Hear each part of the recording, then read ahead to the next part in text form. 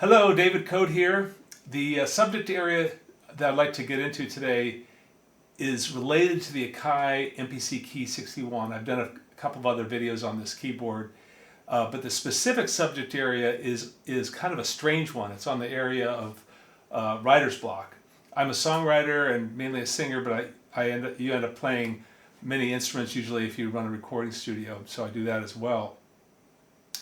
And I think because I'm a producer and I'm working on the molecular level of, using digital audio workstations and moving notes around and getting into really fine details of arrangements, it's very easy for that type of person, at least I can attest to this, to get stuck in terms of just writing.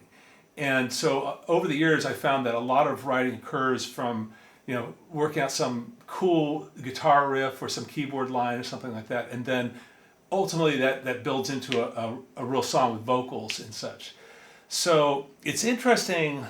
I found that with this keyboard, it's kind of got me out of writer's block big time, because I started this thing a few weeks ago, or actually a few months ago now, where I set out to record some type of jam in one take with no forethought. And I know that sounds strange, but the keyboard itself really lends itself to this idea of you create some loop, you play something and then it loops back to the top and then you're off to the races.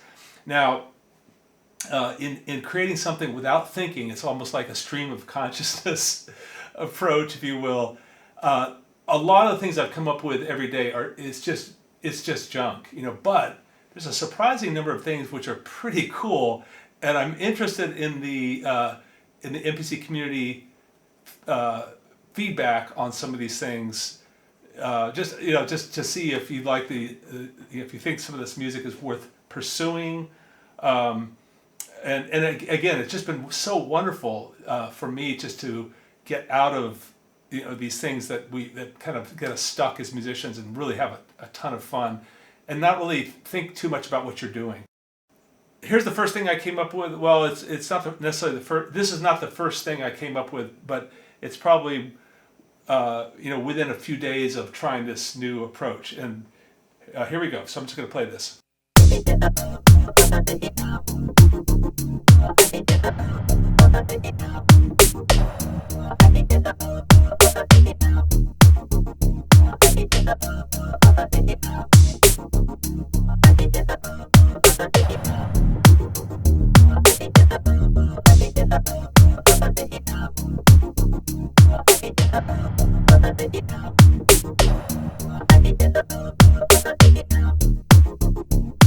Just two chords, super simple, not much to it, but it just happened very quickly. And I thought it was a really cool sound. It could work for a song or like a film score type thing at some point. So I'm going to bring up the next day, which is, I believe, is this.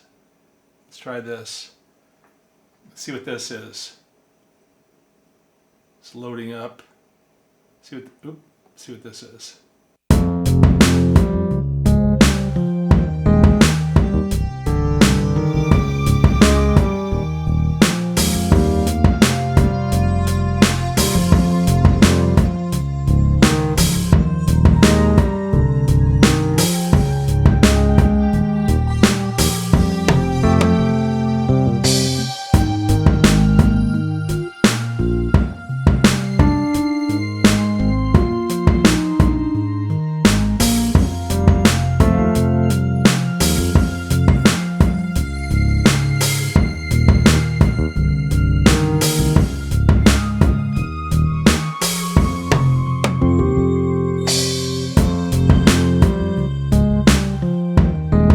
So now it's coming around to the top again. But again, kind of, now that I listen to that, it's just kind of this dark fusion thing. I don't know. It's kind of an interesting groove. Not sure if that will turn into a song, but again, it's just kind of fun to do without any thought whatsoever. Let's see what comes up on the next day.